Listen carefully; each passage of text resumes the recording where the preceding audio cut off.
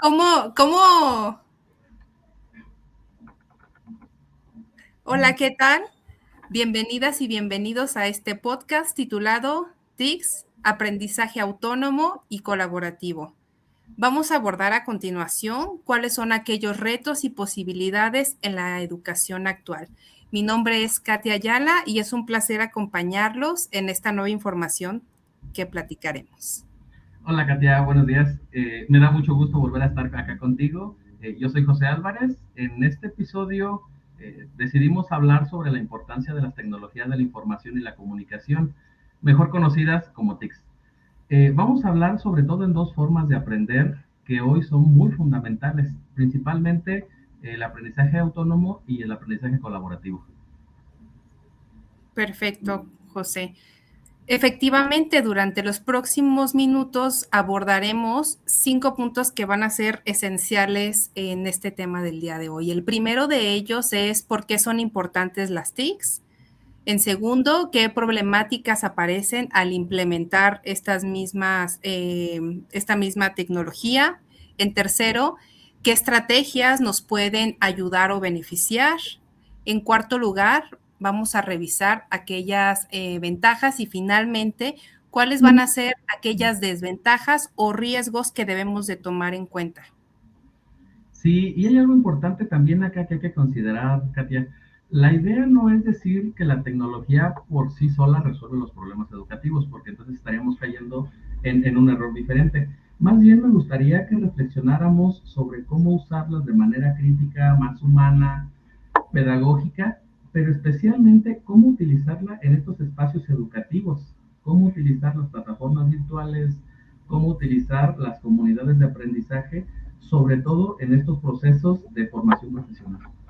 Entonces, me gustaría que habláramos sobre qué son las TICs y por qué son tan importantes para que el público entienda por qué estamos hablando de este tema hoy. No sé si quisieras compartirnos algo sobre eso. Claro que sí, José. Mira, para comenzar, debemos de entender y de definir qué son las TICs. Y estas las podemos describir como aquellas herramientas, recursos y sistemas digitales que nos permiten crear, almacenar, procesar, comunicar y compartir información.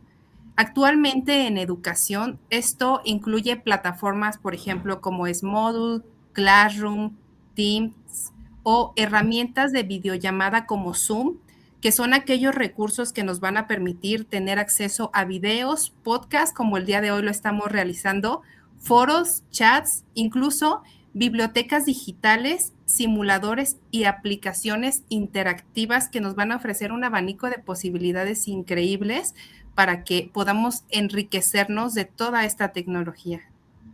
Sí, fíjate que también acá algo importante que tendríamos que platicar es de los que ya han estudiado sobre esto y que nos han puesto como el camino. Entre ellos encontramos a Castro, a Guzmán y a Casado, que explican que las TICs pueden funcionar como medios de instrucción, en algunos casos como ambientes para desarrollar actos educativos, aunque también señalan que su finalidad no debe limitarse al uso de aparatos, o sea, no solo decir, vamos a usar computadoras, vamos a usar tablets, vamos a usar teléfonos, sino que el uso de estos aparatos debe contribuir a formar a las personas con más habilidades comunicativas, que puedan participar más activamente, que se pueda desarrollar su pensamiento crítico y capacidad reflexiva, y no meramente decir, pues ahora está la tecnología, entonces ya no toca pensar nada, ¿no? Sino que entonces, por medio de ese uso, las personas puedan desarrollar esas habilidades que necesitamos para el aprendizaje.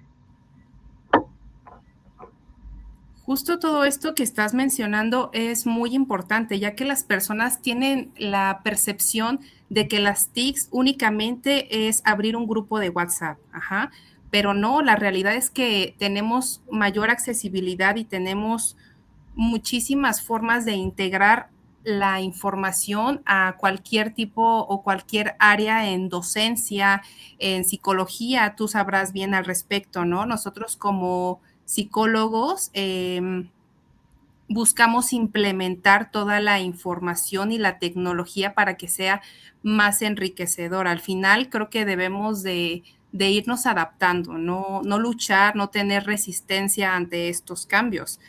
Pero aquí la integración real implica diseñar experiencias de aprendizaje, ¿no? Esto incluye actividades, comunicación y hacer este tipo de retroalimentación para colaborar y evaluar progresivamente. Exacto, diste en el clavo, Katia. La tecnología debe estar al servicio del aprendizaje, no el aprendizaje al servicio de la tecnología. O sea, no es decir, miren, antes eran libros, ahora son celulares o son tablets, ¿no? Eso no tendría ningún sentido porque simplemente es cambiar el instrumento en el que viene la información. O sea, lo que tenemos que usar es, no es qué aplicación vamos a usar, es, a ver, ¿qué quiero que el estudiante aprenda? ¿Cómo le voy a ayudar a que construya ese aprendizaje? ¿Y de qué manera? Entonces, ahora sí, la tecnología puede ayudarnos en esto que estamos hablando de qué son las TICs y por qué son tan importantes. Si no, no tendría ningún sentido.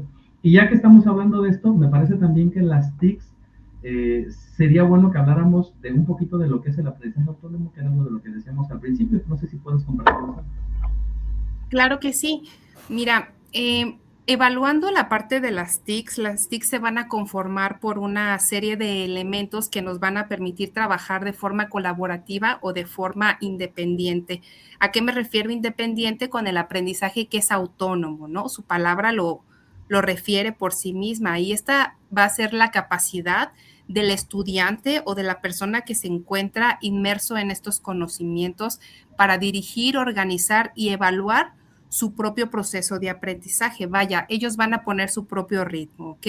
Y esto significa también aprender de forma autónoma, aprender de forma individual, solo independiente. Esto sin apoyo, no descartando la integración de otros personajes, pero sí con una forma de responsabilidad e iniciativa que permita de forma consciente alcanzar determinadas metas. Sí, fíjate que hay algo que a mí me llama la atención y que también Saucedo, Domínguez, Cardoso Espinosa y Peinado señalan. Y ellos dicen que el aprendizaje autónomo implica que las personas aprendan a aprender.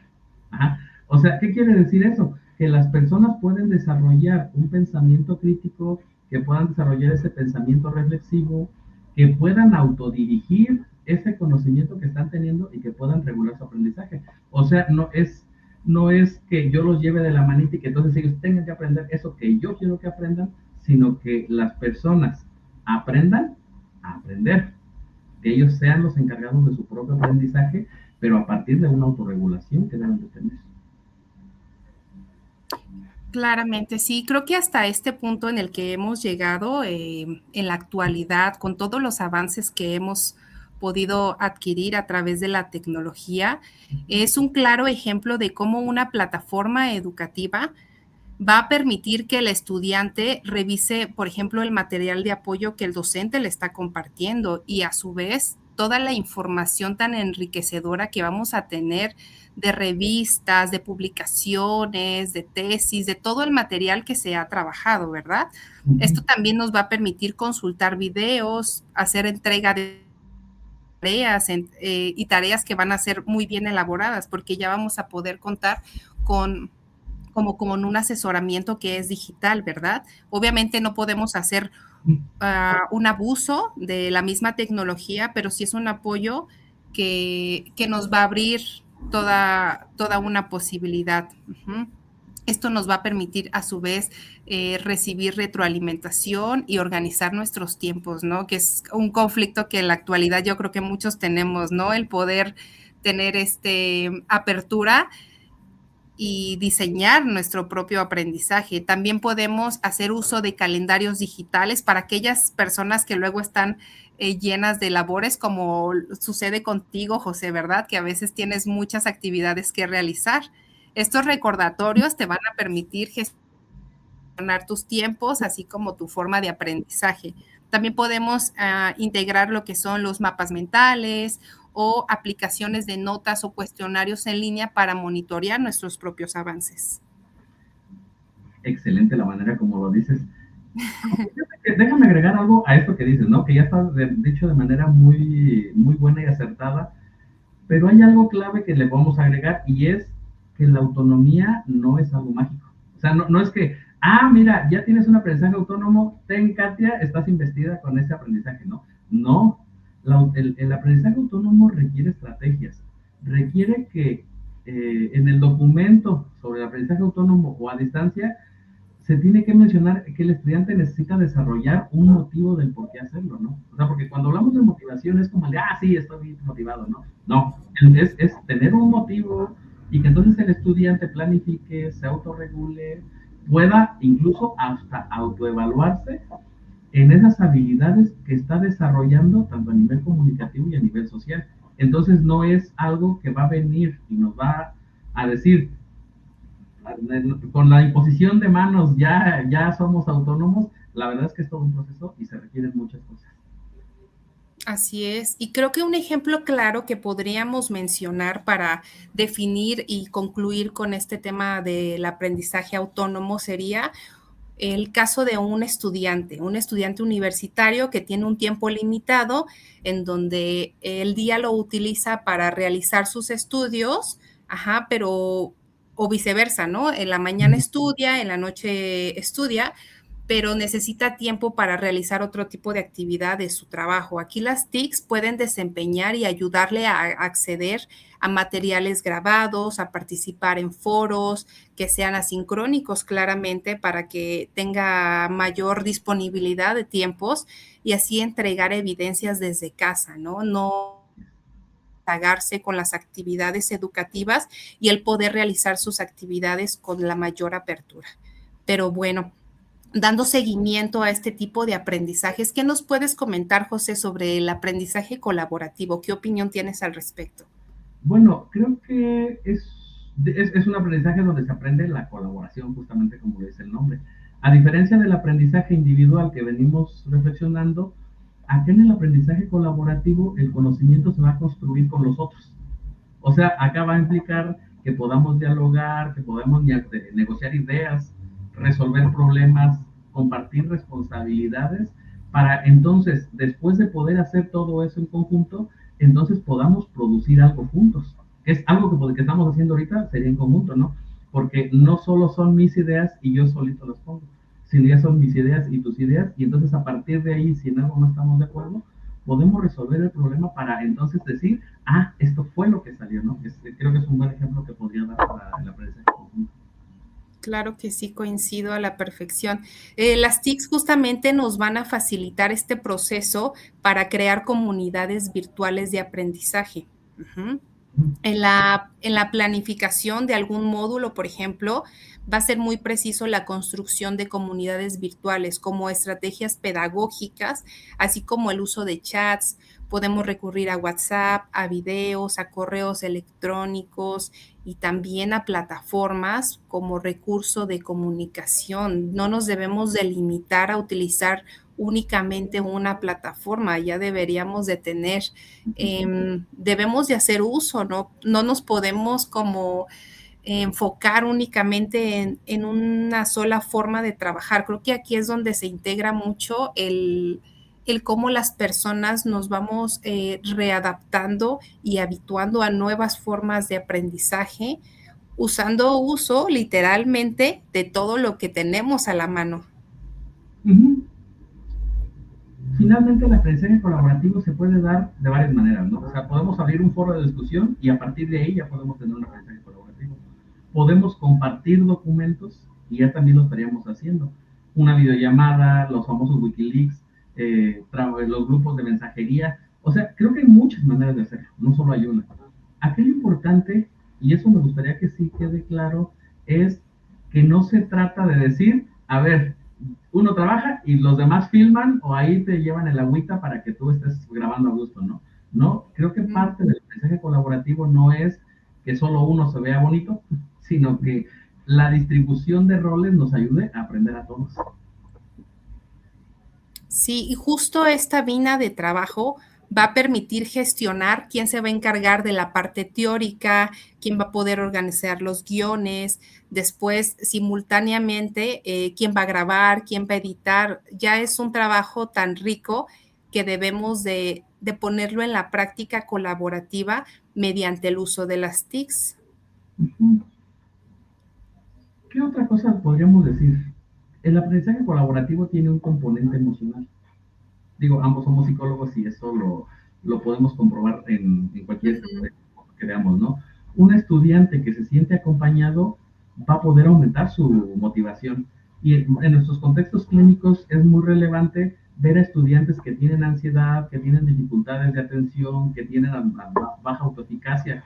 Y entonces se pueden beneficiar mucho de esto porque no solo es lo que la tecnología, ¿no? Que sí te da recordatorios, que te acompaña, etcétera, ¿no? Sino que también ahí están los otros compañeros que nos van ayudando a construir ese aprendizaje. Entonces, ese acompañamiento de pares y esa retroalimentación que sea respetuosa nos puede ayudar mucho a que eso, con ese componente emocional, pueda bajar, por ejemplo, en el caso de la ansiedad que mencionaba, y que entonces podamos trabajar de una mejor manera. Aunque también no todo es bonito. Dentro de esto hay problemas en la implementación de las TICs y creo que muchos de ellos los podemos encontrar y te voy a dar la palabra para que nos puedas hablar de algunos de ellos. Así es, no solamente contamos con el componente emocional como una limitante, sino que a veces vamos a tener que evaluar estas brechas digitales, ¿sí? No todos siempre vamos a tener la misma posibilidad de contar con ciertas, ya sea plataformas, con ciertos aparatos digitales o con la propia, con el propio uso del Internet, ¿sí? Cuando nosotros nos vemos limitados en esa parte, es es una vertiente que va a abrir la posibilidad a que hay personas que van a poder tener acceso y van a poder trabajar de forma simultánea, pero va a haber personas a las cuales no van a poder ingresar y esto ya va a ser una problemática muy fuerte a evaluar. Sí, así es. Sobre todo que si hablamos, nosotros estamos grabando desde México y entonces en la realidad que tenemos acá en nuestro país, especialmente en las zonas urbanas y rurales, sean en instituciones públicas o privadas, pues tenemos que hablar qué condiciones socioeconómicas tienen los estudiantes. Entonces, hablar de TIC no solamente es, ya pusimos este programa en línea, entonces ya todos tienen acceso a él. No, tenemos que hablar también, cuando hablamos de TIC, en la problemática de qué tanta equidad hay para poder utilizarlas. Porque no es lo mismo que me meta con una ciudad grande que tiene todos los servicios, que tiene buena conexión a internet, a irme a un rancho donde ni siquiera señal de celular hay. Entonces, eso que está puesto ahí, de nada le va a servir porque no puede acceder a él. Sí, y hablando justamente de problemáticas, que la idea no es enfocarnos únicamente en las desventajas que tienen las TICs, pero sí es muy importante que las consideremos en el momento de saber en qué espacios, ¿no? Como lo comentas, no todos siempre van a poder acceder por la población, por el lugar, la zona en la que se encuentran. Entonces, otra de las situaciones que se llegan a presentar de forma muy cotidiana es cómo utilizan la información, ¿sí? No va a ser lo mismo que podamos tener acceso a un PDF, a una plataforma. Esto no nos va a garantizar por completo el aprendizaje. Sí debemos de tener noción, conciencia y sobre todo el conocimiento de cómo vamos a hacer uso de las plataformas para que esto sea efectivo y podamos ver resultados que sean beneficiosos para todos completamente. Déjame agregarte algo ahí, Katia. Ujú. Redes sociales. O sea, creo que tenemos muchas distracciones. Estamos estudiando, estamos leyendo un PDF en la computadora y entonces ¡pum!, nos llega una notificación, ¿no? O tenemos un exceso de información o tenemos 10 ventanas abiertas y entonces sí puedo tener ese PDF y puede ser muy bueno. Puedo tener el mejor material enfrente de mí, pero estas distracciones digitales que tenemos, que nos sobran, van a afectar nuestra atención. Y entonces, si yo digo estoy leyendo, pero al mismo tiempo estoy viendo qué me llegó en el mensaje y qué me comentó quién sabe quién en Facebook, o quién me puso quién sabe qué en Insta, o ya hicieron una publicación en TikTok, pues la comprensión y la organización que yo pude haber tenido de ese conocimiento se perdió totalmente.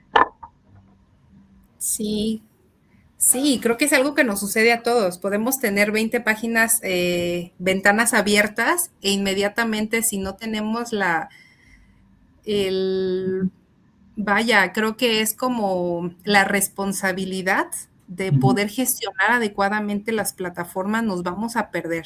Y más si tenemos alguna sintomatología o estamos hablando de algún rasgo de distraibilidad, esto lo va a influenciar por completo. Y bueno, ya para ir cerrando este tema justamente, Ujú. ya nos hablarás acerca de algunos autores que refieren sobre el tema, pero creo que una cuarta problemática es cómo el docente va a dirigir y va a hacer uso de las plataformas. Es muy importante que la persona que está al frente diseñando e implementando las plataformas de las tecnologías tenga realmente la noción de cuál es su uso, ya que él va a llevar y va a dirigir todas estas sesiones. Y si se encuentra limitado en el propio conocimiento, va a ser un punto de fractura muy marcado. Sí, pues de los autores que nos hablan de esto, pues encontramos a Castro, Guzmán y Casado, de que ya habíamos hablado, y ellos normalmente lo que hacen es advertirnos que los ambientes tecnológicos, por supuesto que pueden ser motivantes y pueden ser cómodos, porque ahorita estamos sentados, yo acá desde mi consultorio, tú allá en el tuyo, y podemos estar comunicándonos, ¿no? Esto es cómodo, pero también puede ser muy preocupante para quienes no lo manejan adecuadamente, porque lejos de crear una ventaja, puede generar una desventaja cuando hay mal uso o cuando no se lleva desde el modelo de una contextualización adecuada. Y entonces eso nos va a llevar a otro tema, que va a ser qué estrategias podemos implementar para las TICs y poder tener un buen uso de ellas. No sé si nos quieres comentar alguna estrategia. Sí, claro que sí.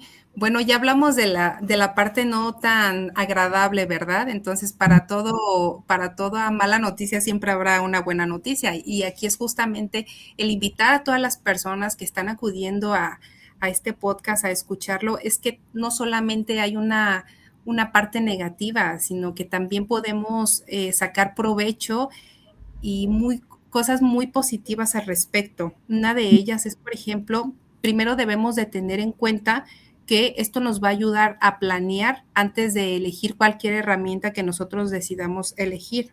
Es decir, primero debemos de definir cuáles son nuestros objetivos, cuáles son las actividades que buscamos implementar, cuáles son nuestros tiempos, las evidencias y cuáles van a ser nuestros criterios de evaluación.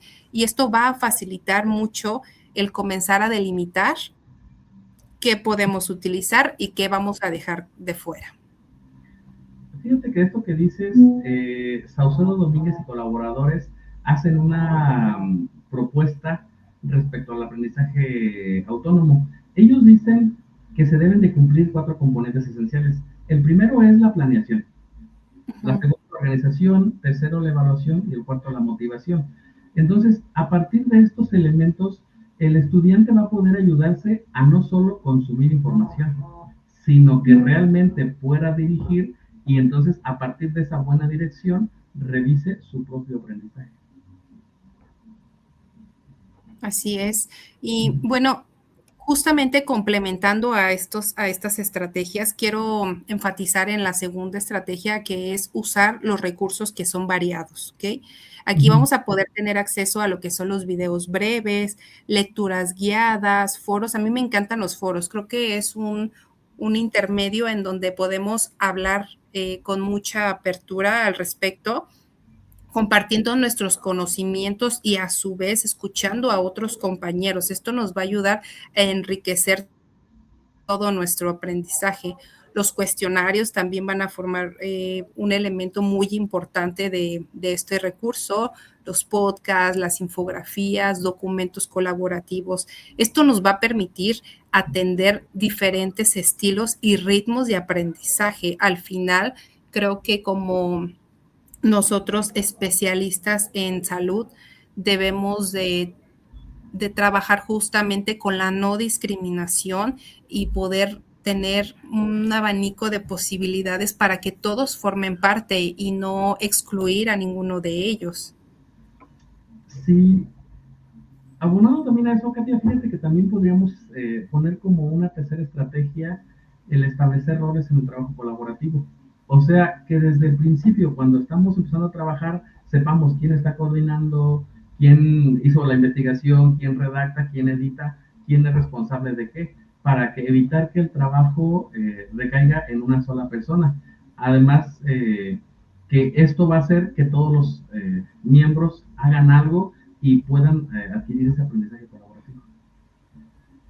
Sí, actualmente creo que en lo personal, algo que me ha facilitado bastante el aprendizaje es cuando el docente o aquella persona que se encuentra evaluándome me retroalimenta de una manera que es como muy oportuna, ¿sí? Porque esto me va a permitir a mí resolver mis dudas, aclarar e incluso modificar mi nivel de aprendizaje. Al mismo tiempo me va a hacer modificar, ya sea trabajar de una forma diferente, ser un poquito más proactiva, mejorando mis niveles de aprendizaje. Muy Sí, bien. mira, creo que podríamos hablar muchísimo de este tema. De verdad es que hay Sí, está mil cosas que podemos extenso. hablar, ¿no? Sí. Sí. ¿Qué podrías decirnos, a ver, para ir cerrando este tema?